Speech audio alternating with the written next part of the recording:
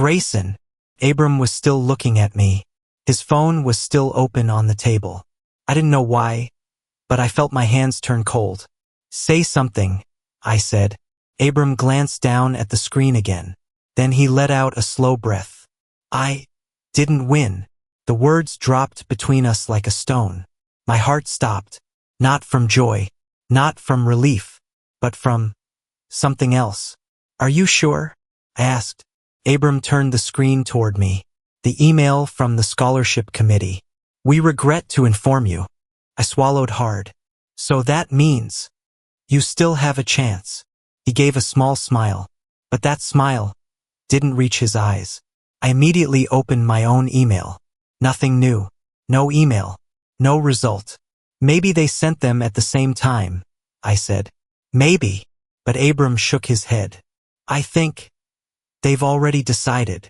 You don't know for sure. He shrugged. Maybe. We left the cafe. The afternoon campus felt a little cold. Students walked around like normal, as if nothing important had just happened. But for me, everything felt different. I'm sorry, I said. Abram looked at me. For what? I know you wanted that scholarship. You did too. Yeah. A stretch of silence. Then Abram said, if you win, you deserve it. I didn't know how to answer. That night, I barely slept. I kept checking my email. Over and over. Nothing. The next morning was the same. By noon, still nothing.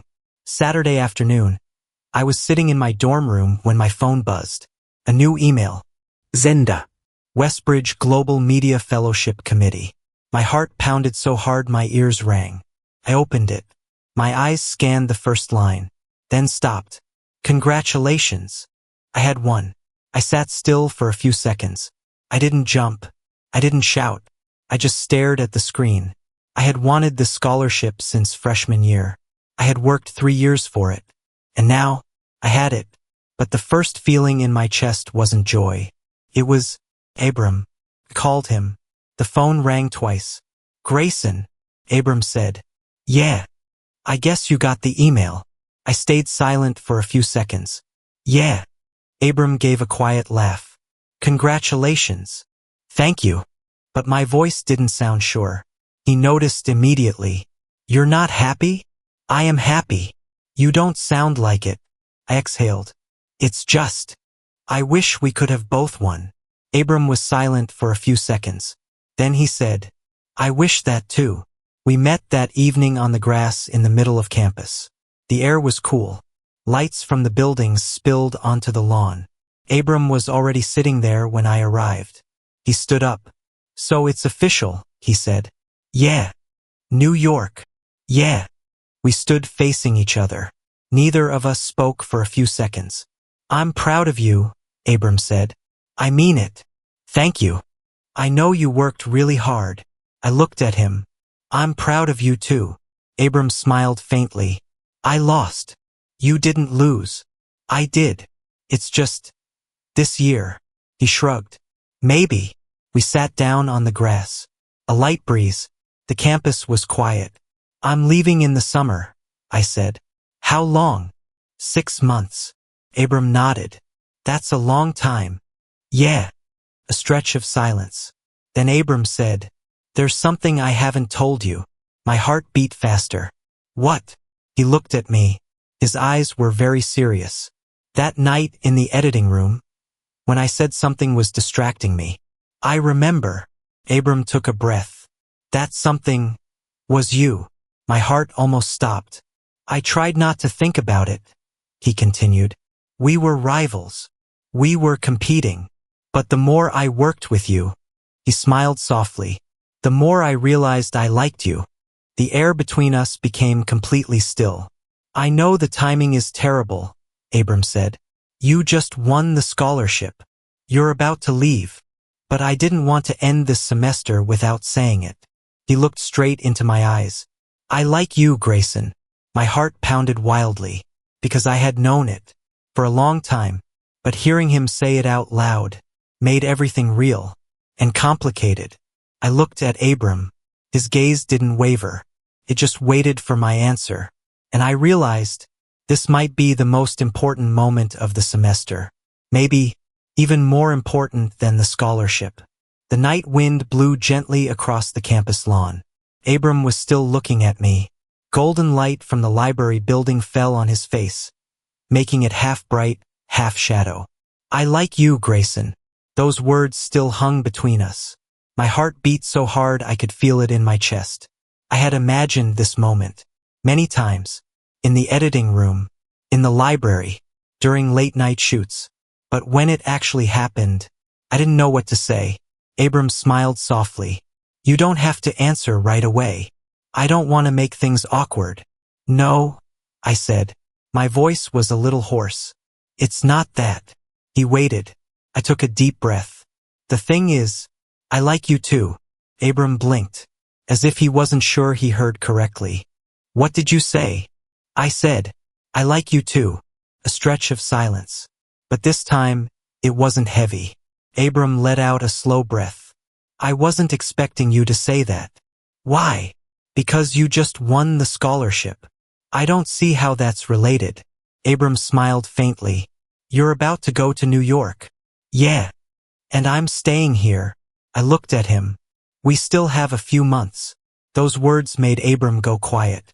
I've thought about this a lot, he said. I don't want to become something that makes you hesitate. You're not. Are you sure? I'm sure. Abram looked down at the grass, then said, You know what the funniest part is? What? I used to think if I ever liked you one day, it would be a disaster. I laughed. That makes sense. He looked at me. But now, I don't think that anymore. We sat a little closer. Neither of us spoke for a few minutes. We just listened to the wind and distant students. I hate this, Abram said. Why? The timing. I understood. We had just admitted our feelings. But the future was pulling us in two different directions. I don't want to pretend I don't like you, Abram said. But I also don't want to make everything complicated. I looked at him. Abram. Yeah. We've been competing for 3 years. Yeah. We can handle a relationship. Abram chuckled softly. You're always this confident? Only when I need to be. He looked at me longer, then asked, Do you regret it? Regret what? Liking me. I shook my head. No. I don't either. Another silence. But this time, it felt warmer. I noticed how close we were. Very close. Abram, I said quietly. Yeah. Can I ask you something? Go ahead. Since when? He understood immediately. Since when did I like you? Yeah. Abram thought for a few seconds, then said, Probably the first night in the library. I raised an eyebrow. When you argued with me about the camera angle. I smiled. You liked me because I was annoying? No. Abram looked at me. Because you cared about the story. My heart softened. I think I started liking you when I saw you fall asleep in the editing room.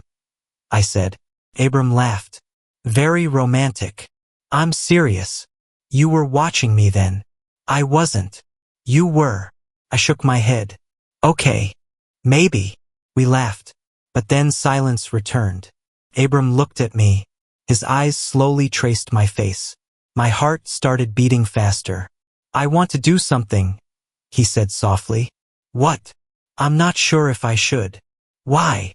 Because if I do, everything becomes real. I swallowed. Abram. Yeah.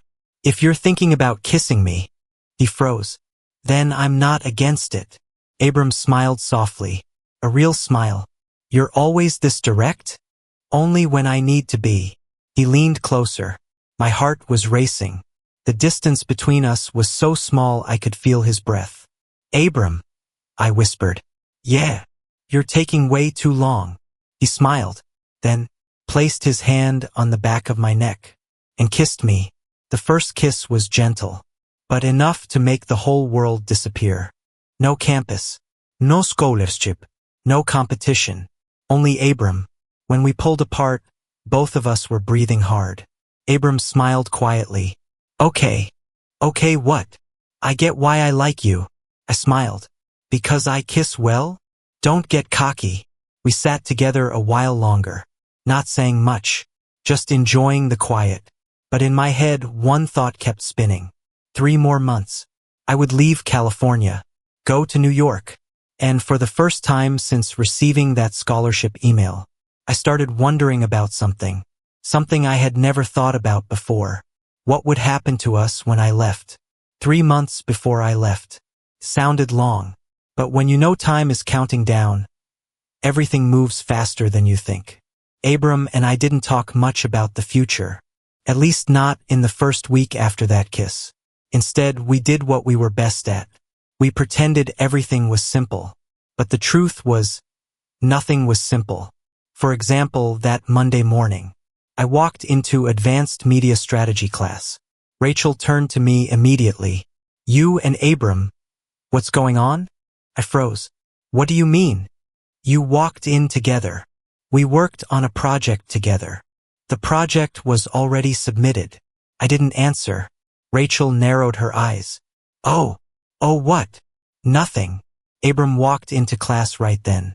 His eyes swept across the room, stopped on me, just for a second. But Rachel saw it. "Oh," she repeated. "Don't start. Too late."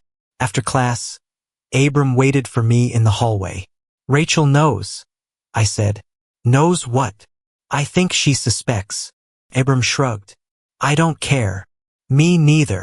But saying that didn't mean I didn't feel strange. The following days fell into a new rhythm. A rhythm I had never had before. Mornings, classes. Afternoons, library. Evenings, Abram and me. Sometimes at the cafe. Sometimes walking around campus. Sometimes just sitting in my dorm watching movies. One Friday night, we were sitting on my dorm bed. Laptop in front of us. A documentary was playing. But we weren't really watching. Abram leaned against the wall. I rested my head on his shoulder. "You know what's the weirdest part?" Abram said. "What?" "I was used to competing with you." "Me too. But now," he looked down at me, "I don't want to compete anymore." I smiled softly. "Don't worry. You still lose to me in a few classes." Abram raised an eyebrow. "I hate you." "No, you don't." He pulled me closer. "You're too confident." "I'm right." Abram smiled, then kissed me. Moments like that started to feel normal. Kissing in the dorm, holding hands on evening walks, text messages at 2 a.m. But the closer the day I left came, something else started to grow. The anxiety. One night we were sitting on the dorm rooftop. The campus stretched out below the lights. "I've been thinking," Abram said.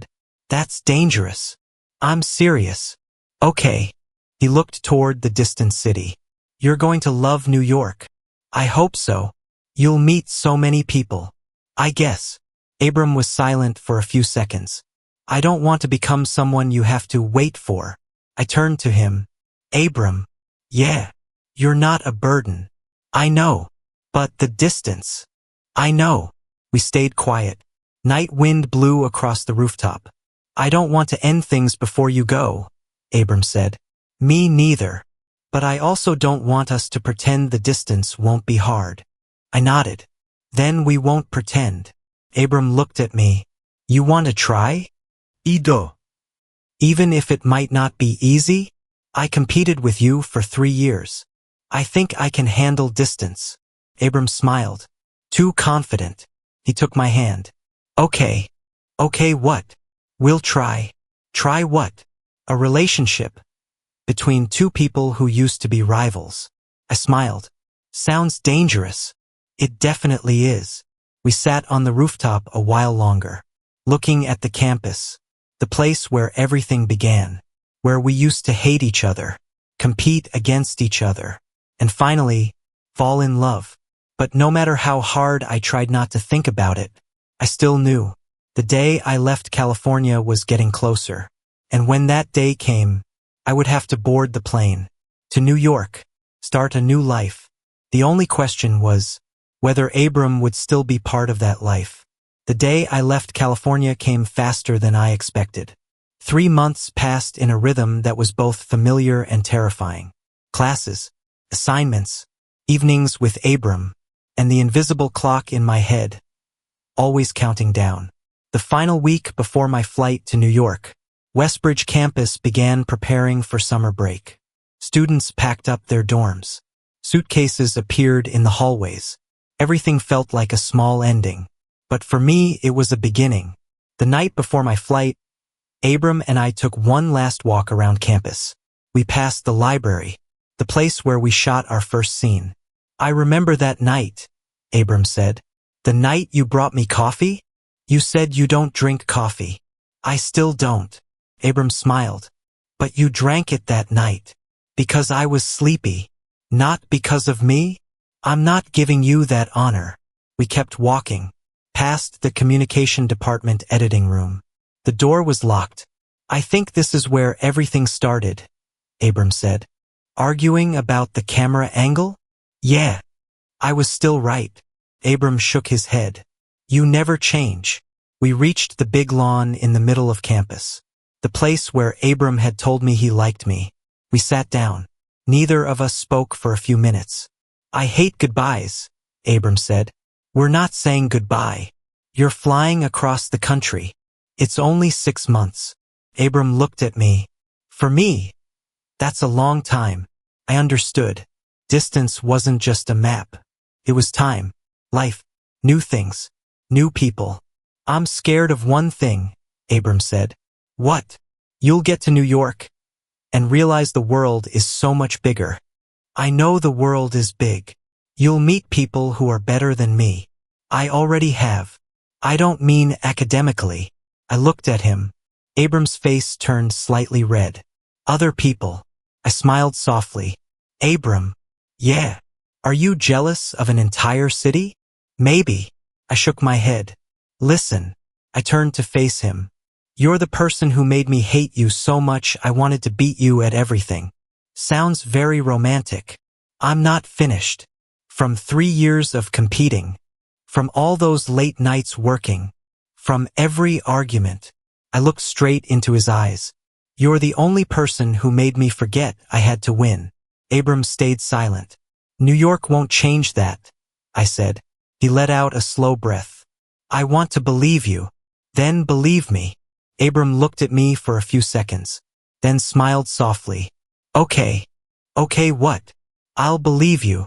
We sat on the grass a little longer. Then Abram stood up. You have to wake up early tomorrow. Yeah.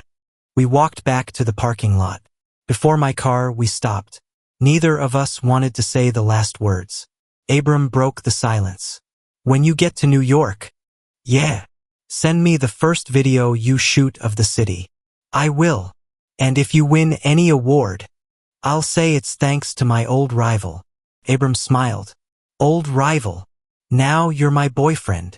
He looked at me. A long look. Then pulled me close. This kiss was deeper.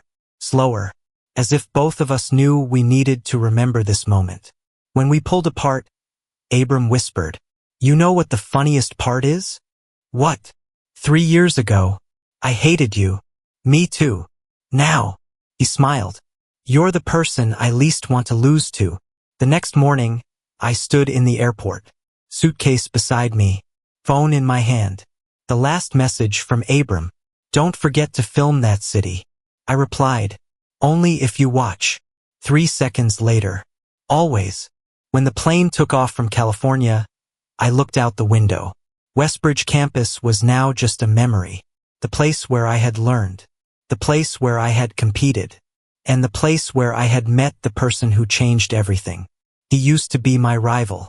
The person I wanted to beat the most. But in the end, he became the person I wanted to keep the most. And sometimes, the best love stories don't begin with a smile. They begin with a competition.